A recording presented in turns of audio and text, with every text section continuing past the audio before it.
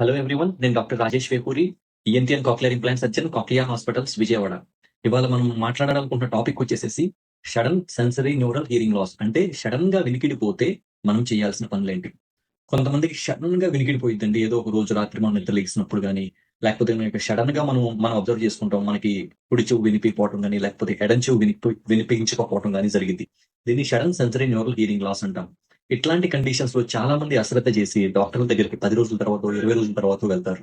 ఏముందిలే వినికిడి వచ్చేసిద్దిలే అని అనుకుని. కానీ ఇట్లాంటి కండిషన్స్ లో అస్సలు అశ్రద్ధ చేయమాకండి. ఇట్లాంటి కండిషన్ ఎదురైనప్పుడు మాత్రం వెంటనే డాక్టర్ గారిని సంప్రదించండి. ఈఎన్టీ డాక్టర్ గారిని. సంప్రదించినప్పుడు కొంచెం కొన్ని రకాల స్టెరాయిడ్ ఇంజెక్షన్ గానీ, 5 స్టెరాయిడ్ ఇంజెక్షన్స్ ఇస్తే వెంటనే వినికిడి తిరిగొచ్చేసిద్దండి ఇట్లాంటి కండిషన్స్ లో.